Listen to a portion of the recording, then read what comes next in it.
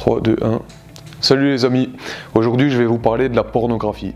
C'est un sujet que j'ai étudié de fond en comble, alors je vais vous dire des trucs que vous n'entendrez nulle part ailleurs. Et vous allez vous rendre compte à quel point ça impacte la société et à quel point ça impacte aussi votre cerveau. Nous vivons la grande récession du sexe. Il y a les récessions économiques, aujourd'hui il y a la grande récession du sexe. Les gens ne baissent plus, et particulièrement les jeunes ne baissent plus. Oh, je peux vous donner quelques chiffres. Par exemple, au Japon, environ 40% des couples mariés n'ont plus fait l'amour depuis quelques mois. Et en Occident, si vous êtes comme moi dans la tranche environ 18-30 ans, eh bien vous avez deux fois plus de chances de n'avoir jamais fait l'amour comparé à vos parents et à vos grands-parents à ce même âge. La pornographie, elle a en fait un impact énorme sur la société et je pourrais continuer à vous donner des chiffres comme ça pendant une demi-heure, mais là n'est pas le plus important. Parce que le plus important, c'est comme vous allez le comprendre, c'est comprendre le processus par lequel la pornographie va agir sur la société et en fait cela passe premièrement par le cerveau et l'impact que ça a sur le couple, qui se reporte ensuite sur le groupe, qui se reporte ensuite sur la société. Le truc qui est étonnant, c'est que nous vivons cette grande récession du sexe, alors que nous sommes plongés constamment dans la sursexualité. Que ce soit dans les pubs, que ce soit dans les films, que ce soit dans tous les magazines, partout vous voyez des corps, vous voyez des suggestions sexuelles, vous êtes bombardés de stimuli sexuels, et en fait, paradoxalement, eh bien, comme je l'ai dit, les gens n'ont jamais aussi peu fait l'amour. Alors bien sûr, il y a de multiples causes, il y a des causes sociologiques, des causes par rapport aux conditions de production par exemple, mais il y a ce gros pilier qui est l'effet de la pornographie, et je dis ça avec assurance parce que je sais maintenant à quel point c'est quelque chose en fait de grave et dont on ne parle pas assez, et je vais vous expliquer aussi pourquoi on n'en parle pas justement. Il y a plusieurs raisons à ça, il y a en fait 3 raisons principales, je vais vous parler de ça plus tard dans la vidéo.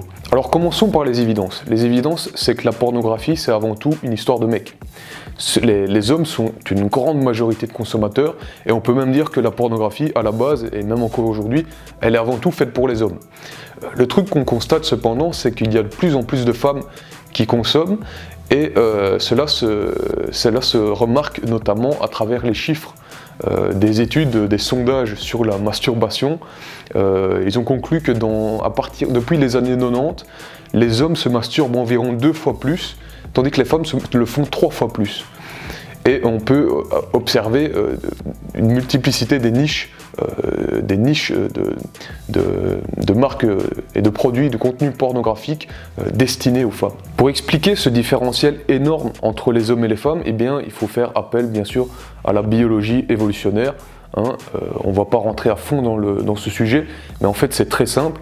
Il faut comprendre que l'homme c'est des millions de spermatozoïdes, la femme c'est un ovule.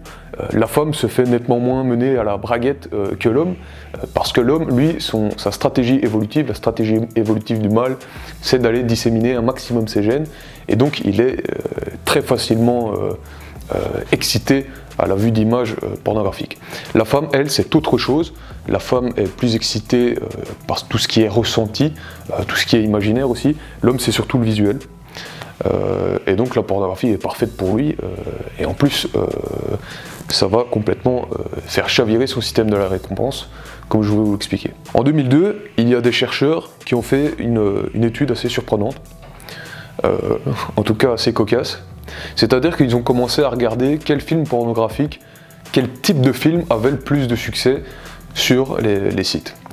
Et là, ils se sont rendus compte que le type de pornographie qui avait un immense succès, qui avait été vraiment hyper représenté, eh bien, c'était la pornographie de groupe, tout ce qui est donc... voilà.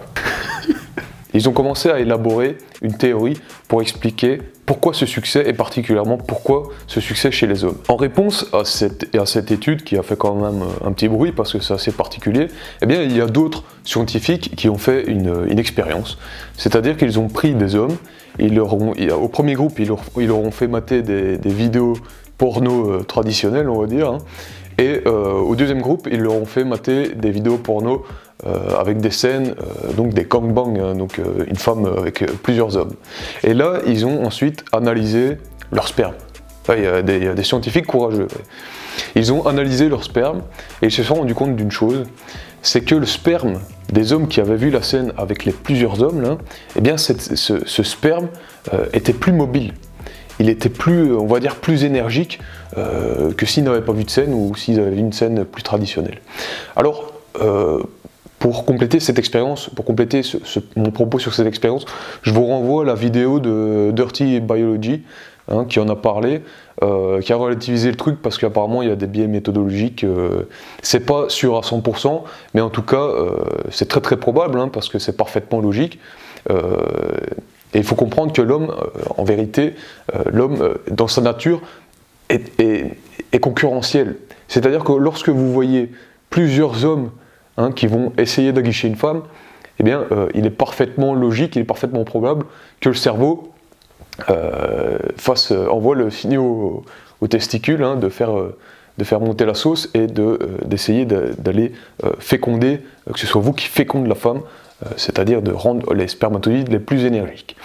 Et quoi qu'il en soit, eh bien, le cerveau va vous faire cliquer le plus rapidement possible sur cette vidéo. En réalité, notre cerveau a beaucoup de mal à distinguer la fiction et la réalité. Il y a par exemple une autre étude qui a été menée par un scientifique qui s'appelle Kazanawa. C'est un japonais et franchement, je l'aime bien parce que le mec est particulièrement impolitiquement correct. C'était très intéressant. En fait, ils ont trouvé que les gens qui consomment beaucoup de séries TV, qui font du binge watching, comme disaient les Américains, eh bien souvent ont l'impression d'avoir une vie sociale assez riche, ou en tout cas assez normale, même si en vérité leur vie sociale est assez pauvre.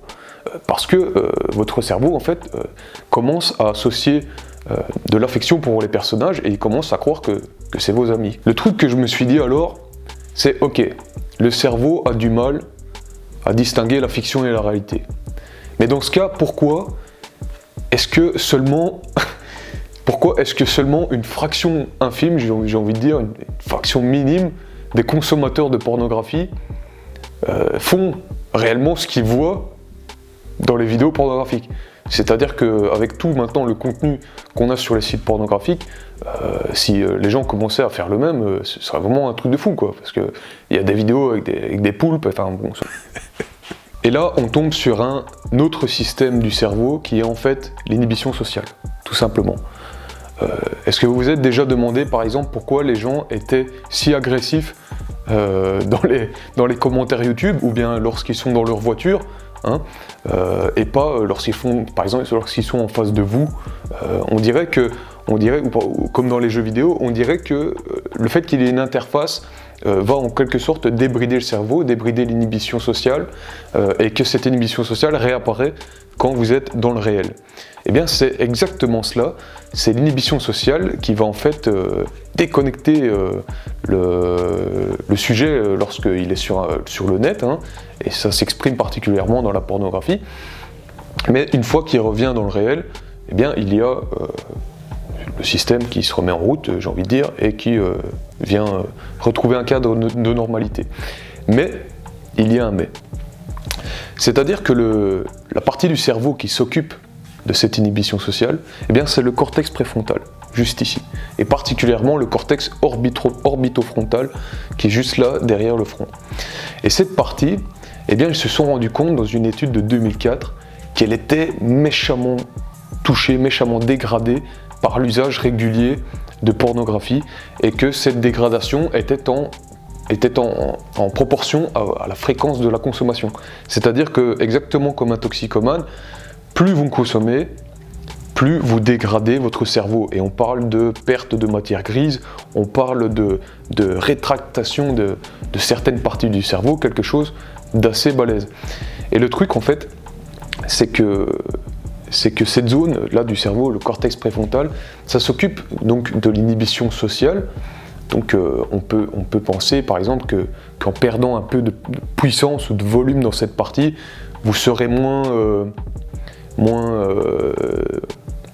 moins calculateur, moins prévoyant, moins intelligent socialement, mais vous allez aussi perdre dans tout ce qui est planification, organisation et surtout motivation.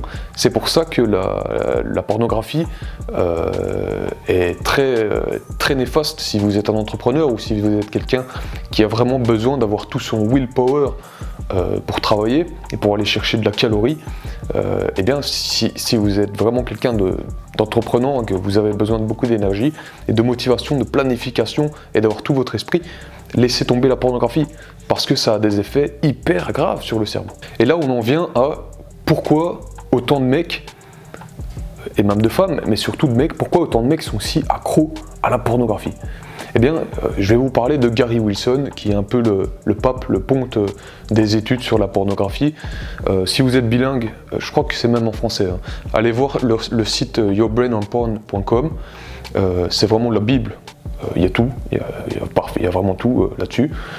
Et lui, dans sa célèbre conférence maintenant qu'il a appelée The Great Porn Experiment, donc la grande expérience du porno, où il explique qu'en fait la pornographie en ligne est la plus grande expérience, j'ai envie de dire scientifique, la plus grande expérience même de mind control qui a jamais été menée.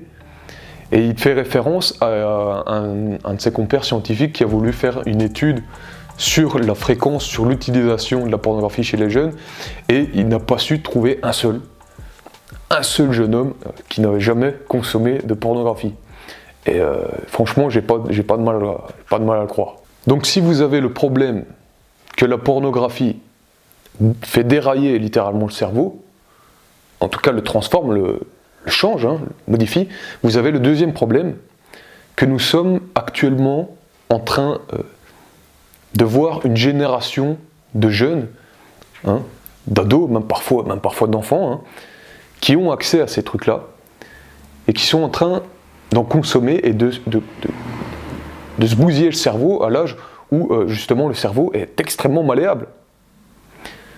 Donc imaginez l'impact sur le système de la récompense. Parce qu'il y a le système de tout ce qui est cortex préfrontal, etc., qui est responsable des hautes capacités cognitives humaines, mais il y a aussi le système de la récompense, dont je vais vous parler par après, et qui est extrêmement important pour à la fois le bien-être, mais aussi pour la capacité à gérer sa vie. Pour comprendre pourquoi autant de gens sont complètement addicts à la pornographie, et en plus c'est une addiction qui est invisible, parce que lorsque l'on parle d'addiction, on s'imagine le mec qui est en sueur devant son truc, comme un héroïnomane, mais pas du tout. L'addiction, ça peut être la simple envie d'en consommer, comme on a envie d'une cigarette, comme on a envie d'un verre de vin, et on se dit pas forcément je suis addict. Et pourtant, et d'ailleurs je vais vous donner un truc pour savoir si vous êtes addict à la pornographie. Bon, je vais vous le donner maintenant. Pour savoir si vous êtes addict à la pornographie, eh bien, si vous êtes un homme ou même une femme, hein, vous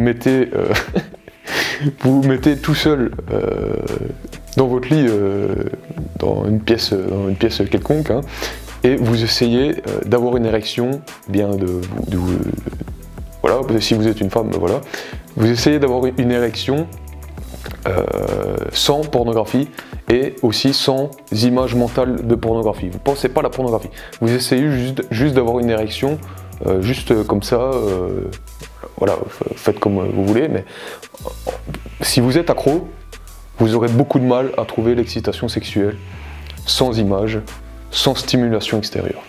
Voilà, ça c'est un test qui est extrêmement pratique. J'en reviens à l'addiction. Pour comprendre ce phénomène d'addiction, il faut remonter à une époque que j'apprécie beaucoup, qui est la période chasseur-cueilleur. Par exemple, remonter il y a 40 000 ans. Vous êtes dans une tribu de chasseurs-cueilleurs, dans un milieu assez riche, vous êtes en bonne santé, tout le monde est en bonne santé, c'est bien, c'est cool. Votre tribu, là, à ce moment-là, fera sûrement environ 150 personnes. C'est le nombre de Dunbar, ça s'appelle le nombre de Dunbar, et c'est l'estimation de la taille maximale qu'atteignent généralement les groupes chasseurs-cueilleurs. Donc c'est souvent 150 personnes réparties en plusieurs petits groupes de 20-50 personnes. Dans ce cas, vous aurez peut-être dans votre vie 3, 4, si vous êtes particulièrement beau, peut-être un peu plus, peut-être même 7-8 prétendants de votre vie. Ouais, les chasseurs-cueilleurs généralement sont monogames, mais monogames à répétition. Si maintenant vous faites partie d'une tribu de chasseurs-cueilleurs en Sibérie, mettez-vous dans la peau d'un homme de Denisova, les cousins des Néandertaliens,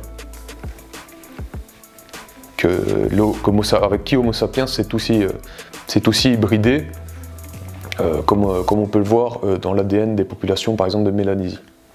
Eh bien, si vous prenez ces tribus de Denisova de Sibérie, même des Néandertaliens, eh bien ces tribus étaient très peu, parce que c'était des conditions de vie extrêmement difficiles. C'était le froid. Il y avait souvent des grosses radias. Le froid faisait beaucoup de dommages. Si vous êtes dans une de ces tribus de Denisova ou de Néandertaliens, vous n'alliez peut-être croiser dans votre vie que 2, 3 maximum opportunités de vous reproduire, sachant que parfois ces groupes étaient obligés de pratiquer l'inceste pour se perpétuer et survivre. Donc on comprend qu'il y a un différentiel énorme entre le nombre de prétendants sexuels que vous pouviez avoir pendant 99,99% de notre évolution, et aujourd'hui l'offre sexuelle virtuelle, où le dernier pecno, le dernier des losers, peut en 10 minutes voir autant de vagins et de pénis qu'un de ses ancêtres n'en aurait vu en 10 vies, quoi. Ce genre de situation, c'est une situation anormale. C'est une situation que les scientifiques appellent un supernormal stimulus. Un stimulus super normal, complètement inconnu pour notre cerveau depuis 3 millions d'années. Et le truc, c'est que c'est en train de hacker le système de la récompense, le système de la dopamine. Alors là, souvent, lorsque l'on rapporte la pornographie en ligne moderne à un super normal stimulus, il y a ces mecs qui vous disent « Ouais, mais tu sais, nos grands-parents avaient Playboy Magazine, mon père avait des VHS, des cassettes VHS coquines, etc. C'est pas nouveau, t'es juste un mec rétrograde, etc., etc. » Il faut qu'ils comprennent, ces mecs-là, c'est qu'on parle pas du tout de la même chose. Les magazines Playboy, c'était du divertissement intense, mais qui stimulait l'imaginaire. Tu voyais une image de femme nue, ça t'excitait, tu t'imaginais des trucs, mais c'était pas de l'hypnose sous amphétamine que sont les pornographies en ligne moderne, où à chaque changement de plan de caméra, changement d'acteur, changement de clic de vidéo, tu as un pic énorme de dopamine, encore plus que la bouffe. Il y a une étude qui a montré ça, le sexe est notre moteur le plus puissant. La nourriture provoque en toi une montée de dopamine de près de 200%. Le sexe est encore plus. Donc si tu veux, à chaque fois maintenant que tu regardes une vidéo porno en ligne, eh bien à chaque plan de caméra différent, à chaque acteur, à chaque position, à chaque chick, tu as de la dopamine qui s'éjecte. Et ça, vraiment, ça met à plat le système de la récompense. Et le succès de ces vidéos porno en ligne, s'il dépend à la fois du fait de la technologie, que c'est un super normal stimulus qui hack le cerveau, parce que l'être humain cherche constamment à améliorer son expérience sur Terre, donc il va chercher constamment le moyen d'obtenir le plus de plaisir. C'est pour ça que vous avez les McDo, vous avez les fast-food qui cartonnent autant, c'est parce que les mecs ont ciblé ce que notre biologie, ce que notre corps aimait le plus, c'est-à-dire le gras et le sucre. C'est vraiment ça que nous cherchons depuis la nuit des temps, le gras et le sucre. Et ils ont fait un concentré de gras et de sucre qui est un Big Mac aujourd'hui, c'est un super normal stimulus. C'est un truc que ton cerveau n'est pas préparé, il ne connaît pas, tu vois. Et en fait, la pornographie, si elle joue sur ce supernormal stimulus, elle joue aussi sur les plans de caméra et sur l'offre immense de vidéos. Maintenant, c'est des centaines de millions, voire plus, de vidéos qui sont à ta disposition. Et ça va aussi te rendre accro parce que ça joue sur un effet qu'on appelle l'effet Coolidge. Le truc avec l'effet Coolidge, c'est que ça implique directement le système dopaminergique. Par exemple, si tu prends un rat et que tu coupes ses récepteurs de dopamine, tu vas voir un rat qui sera complètement paresseux, qui sera une loque, qui n'aura même plus de force pour aller s'alimenter. Mais au contraire, si tu le gaves de dopamine, ou si tu fais vraiment péter ses circuits dans les tours, etc., eh bien tu auras un effet quasi similaire. C'est-à-dire que là aussi, il sera complètement anesthésié, en mode jouissance totale. Et en fait, l'effet Coolidge, si tu reprends ces rats-là, si tu prends un rat mâle et que tu le fais copuler avec une femelle dans une cage, donc il copule, il éjacule, voilà, il a sa phase qu'on appelle la phase réfractaire, ou donc la phase d'après-amour, où voilà, tu es complètement détendu parce que tu as des taux énormes de prolactine qui se déchargent. Eh bien, si tu prends ce même rat et que tu lui réintroduis une nouvelle femelle, eh bien là, il aura de nouveau un regain d'excitation. Il va faire son affaire, il va avoir sa prolactine. Tu prends une femelle, une troisième, tu le mets dans la cage. Boum, regain d'excitation, et ainsi de suite, jusqu'à ce que le rat, il n'en peut plus, et il tombe d'épuisement. Ça, c'est l'effet Coolidge. C'est la nouveauté. C'est la nouveauté qui va à chaque fois faire redémarrer le moteur du circuit dopaminergique. Et comme le sexe est notre pulsion la plus puissante, eh bien c'est particulièrement marqué dans le système sexuel. Et la pornographie joue à fond là-dessus. Les sites de pornographie jouent à fond là-dessus. Ils le savent. Et d'ailleurs même les Instagram, tous les sites des réseaux sociaux le savent parfaitement, ou les sites d'actualité. Les sites d'actualité connaissent parfaitement le mécanisme. Quand tu arrives sur un site d'actualité, tu verras que donc ton article que tu as sélectionné, et tu vas voir que dans la bande de droite, voilà, je vois ici dans la vidéo, dans la bande de droite, eh bien ils mettent plein d'articles, et tu ne pourras pas t'empêcher de regarder les trucs. Parce que la nouveauté te fait péter tes niveaux de dopamine. Et ça, c'est l'effet Coolidge. Et ça, c'est un autre truc, c'est un autre moyen par lequel la pornographie, les sites de pornographie en ligne, t'attrapent, te piègent. Et une fois que tu as mélangé les effets sur le cortex préfrontal, les effets sur le système dopaminergique, quand tu as pris l'effet Coolidge, quand tu as pris le supernormal stimulus, quand tu as pris l'addiction, tu te retrouves avec quoi ? Eh bien, tu te retrouves avec un cerveau qui a désormais cessé d'associer le plaisir sexuel avec les rencontres réelles et avec l'apprêtement nécessaire pour rencontrer des filles ou des hommes, c'est-à-dire par exemple le développement personnel, le fait d'essayer d'atteindre ses objectifs, le fait de prendre soin de soi, etc. Non, tu te retrouves avec un cerveau qui désormais prend la récompense sexuelle par le chemin le plus facile, qui est la pornographie, qui est un clic. Et voilà. Donc quel est le résultat de ça ? Bien, le résultat de ça, c'est que tu vas voir la vie en gris. Et tu vas peu à peu te désintéresser des relations amoureuses, mais aussi amicales. Pourquoi ?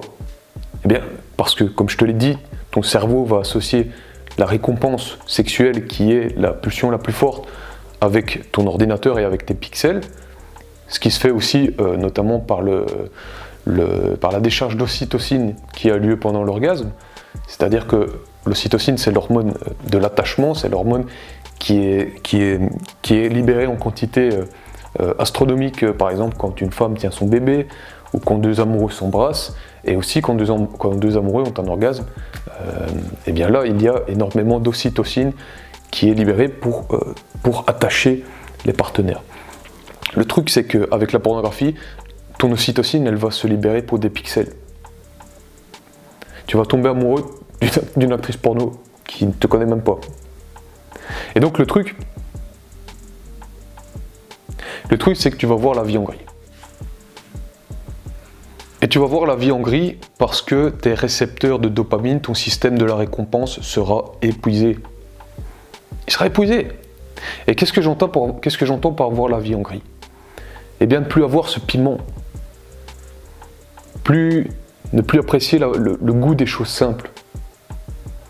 C'est ça, voir la vie en gris. Ne plus avoir d'excitation quand tu croises le regard d'une belle femme dans la rue, quand tu manges un bon aliment, quand tu rigoles avec tes amis. La vie, quoi. Et comme tu vas voir la vie en gris, comme ton cerveau va voir la vie en gris, eh bien, qu'est-ce qu'il va vouloir? Il va vouloir récupérer à chaque fois l'état d'euphorie dans lequel tu te mets le soir, et en fait qui est en gros le seul état de plaisir que tu as dans ta journée.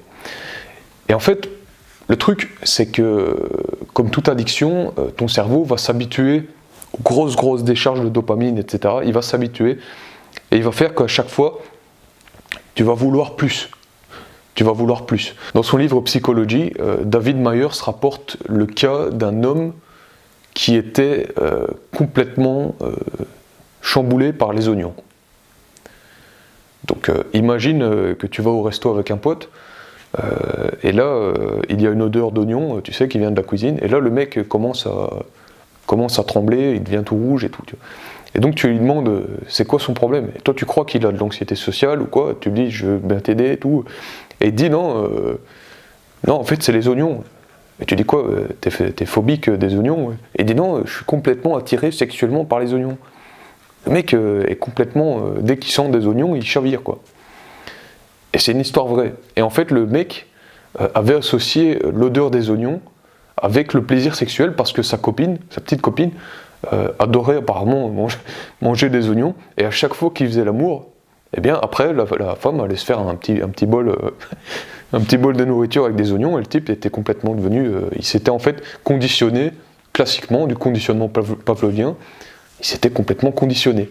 Et dans le même registre, on peut faire devenir des hommes complètement excités à la vue de bottes de femmes ou de chaussures de femmes, parce que c'est du conditionnement pavlovien.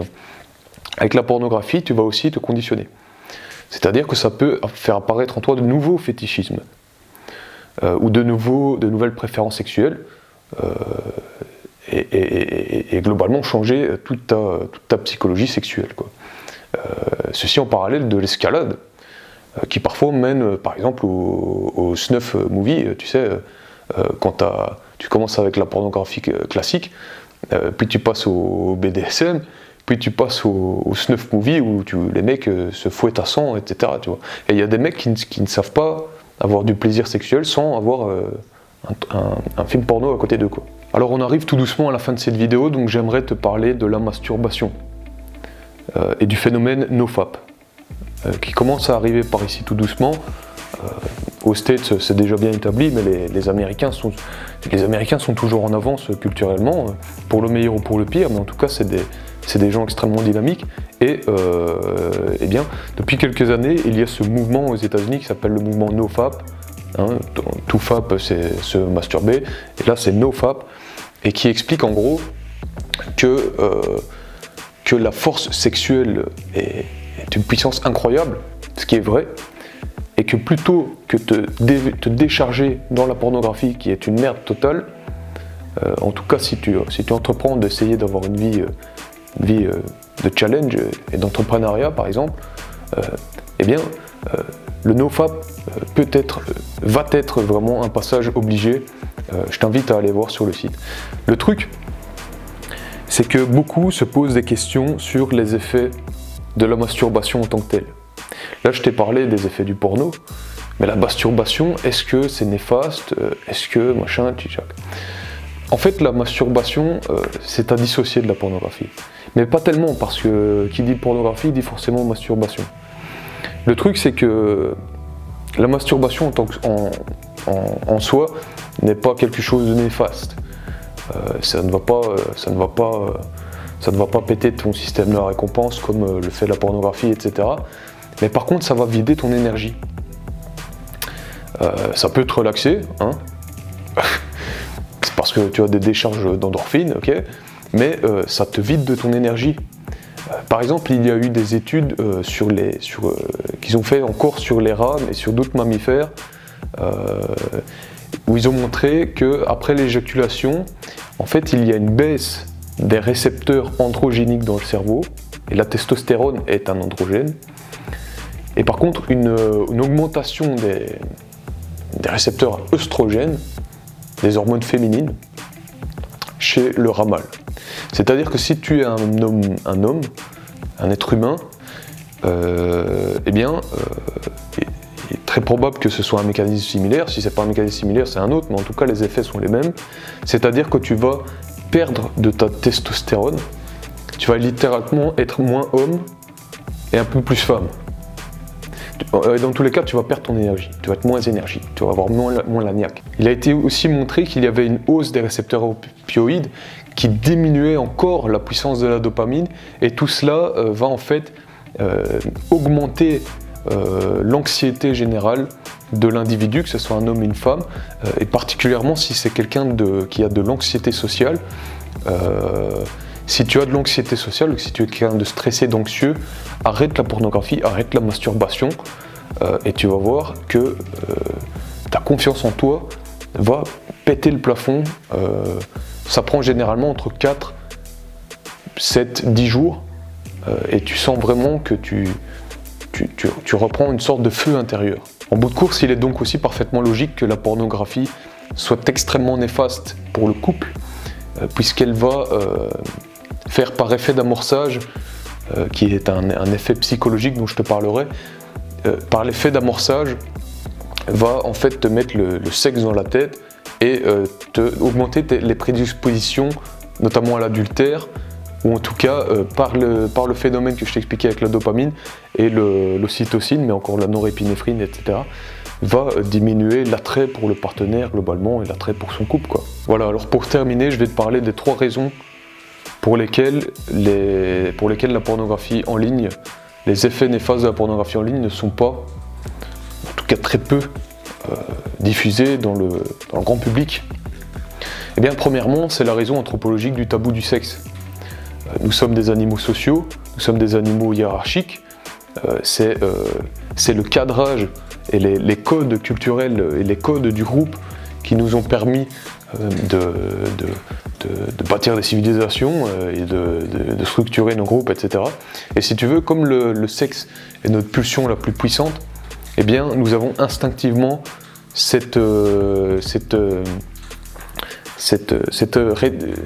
nous sommes réfractaires à l'idée de parler de sexe, de notre sexualité en public, particulièrement en famille, etc. Donc c'est pas évident de caler ça dans une réunion de famille ou quand on discute avec des gens lambda, etc. C'est aussi compliqué de caler ça au journal de 20h entre 2 articles sur Jean-Pierre Pernaut qui t'explique comment on fait les galettes bretonnes et pourquoi Donald Trump est un enculé. La deuxième raison, c'est la raison culturelle.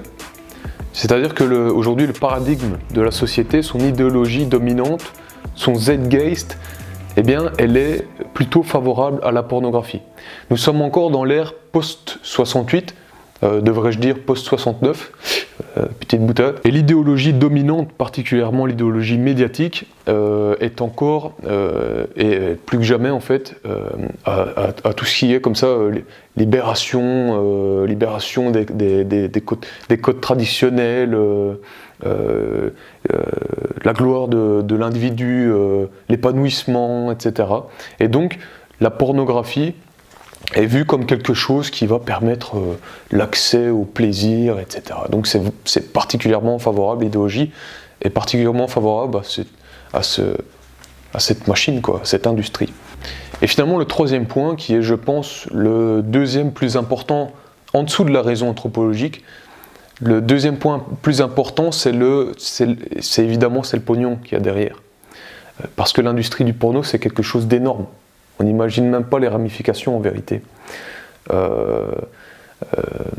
Et donc nous savons qu'il y a des lobbies. Il y a par exemple eu des photos de sénateurs américains à côté de grandes pompes du porno.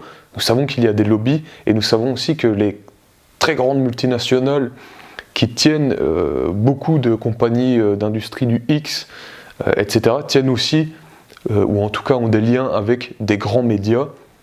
Et donc, eh bien, on ne se tire pas dans les pattes, hein, mais quoi qu'il en soit, il n'y aurait pas besoin, de toute façon, avec l'idéologie dominante, comme je vous l'ai dit,